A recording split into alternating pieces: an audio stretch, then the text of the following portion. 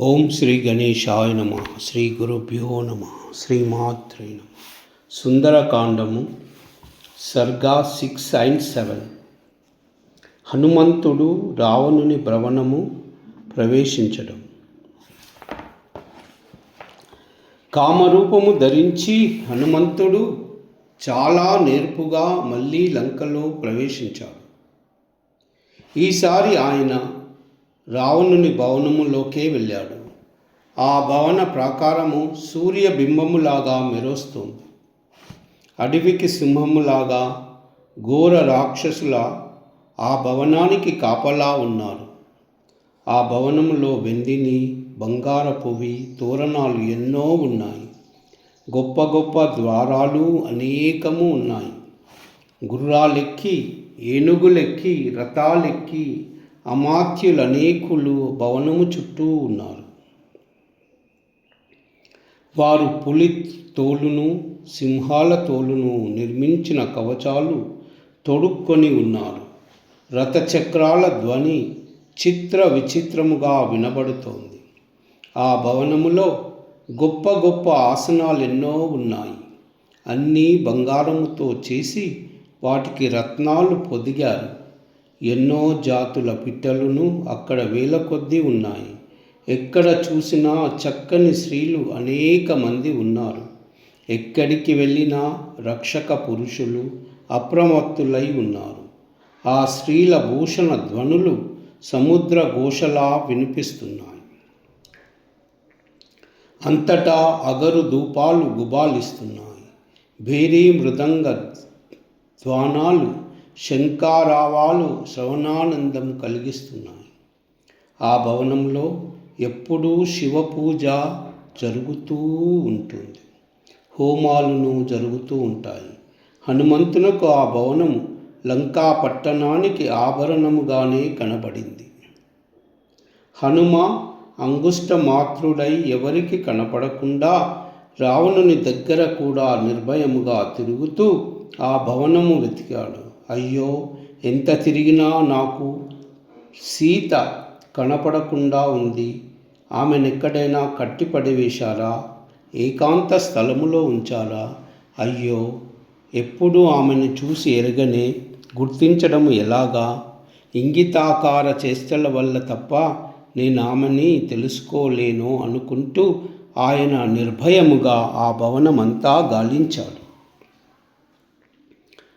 తరువాత ఆయన మంత్రి ప్రహస్తుని నివేశనము, కుంభకర్ణ విభూషణ మందిరాలు వెతికాడు. మహోదరుడు, విరూపాక్షుడు, విద్యుజ్జీవుడు, విద్యున్మాలి, వజ్రద్రంష్ట్రుడు, శకుని, సారణుడు, ఇంద్రజిత్తు మొదలైన వారి భవనాలు కూడా వెతికాడు. వాటిలో అనంతమైన వైభవమే కానీ ఆయనకి సీత కనపడలేదు. ఇవన్నీ చూసి చివరకు హనుమంతుడు మళ్ళీ రావణుని భవనములో ప్రవేశించాడు. నానా వివిధ ఆయుధాలు ధరించి మిడిగుడ్లతో వికటముగా ఉన్న స్త్రీలు ఎందరో అక్కడ వంతులు వేసుకొని కాపలా కాస్తున్నారు. తీక్ష్ణాయుధాలు ధరించిన మహాకాయులైన రాక్షసులు కూడా అక్కడ చాలామంది కాపు ఉన్నారు. అక్కడ తెల్లనివి ఎర్రనివి గుర్రాలు కూడా చాలా ఉన్నాయి. ఏనుగులు అక్కడ అసంఖ్యాకంగా ఉన్నాయి. అవన్నీ ఉత్తమ జాతికి చెందినవి. అవి ఐరావతానికి మాత్రం తీసిపోనివి. వాటికి యుద్ధ శిక్షణ చక్కగా ఇచ్చారు. అక్కడ కాపలా ఉన్న రాక్షస వీరులు రత్నాలు పొదిగిన బంగారు ఆభరణాలు అందమైన వస్త్రాలు ధరించి ఉన్నారు. ఆ భవనం చుట్టూ లతా మండపాలెన్నో ఉన్నాయి. చిత్రశాలలు, క్రీడా మందిరాలు, రతిగృహాలు, పగలు వినోదాలతో పొద్దుపుచ్చటానికి తగ్గ ఇల్లు ఎన్నో ఉన్నాయి. ఎక్కడ చూసినా రత్నాలతో నిధులతో నిండి నిజముగా అది మహేంద్రుని భవనములా ఉంది. అక్కడి శయ్యలు, ఆసనాలు, పాత్రలు అన్నీ బంగారపువే.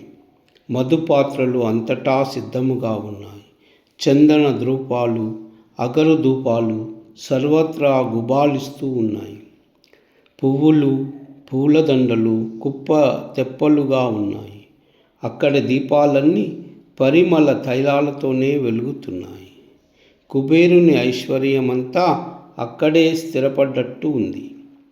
అక్కడి స్త్రీల నూపుల ధ్వనులు, మొలనూల చప్పుళ్ళు, మధ్యల ధ్వనులు కలిసి చాలా హృదయగమ్యముగా ఉన్నాయి. సీతను కానక హనుమ మరలా దుఃఖించుట. వైఢూర్యాలు మణులు పొదిగిన బంగారు కిటికీలతో, మెరుపు తీగలతోనూ రావణుని అంతఃపురము చాలా చక్కగా ఉంది. అక్కడి గృహాలలో ప్రతిదానికి అవాంతర గృహాలు ఉన్నాయి. ప్రతిదానికి ప్రత్యేకంగా ఆయుధశాలలు ఉన్నాయి. ప్రతి గృహానికి పైన చంద్రశాలలు కూడా ఉన్నాయి. అవి ధన, కనక, రత్న రాసులతో నిండి ఉన్నాయి. వాటన్నిటినీ రావణుడు కుబేరుణ్ణి ఓడించి తెచ్చినవే. మయుడు ఆ గృహాలన్నీ చాలా ప్రయత్నం చేసి నిర్మించాడు. సర్వమంగళ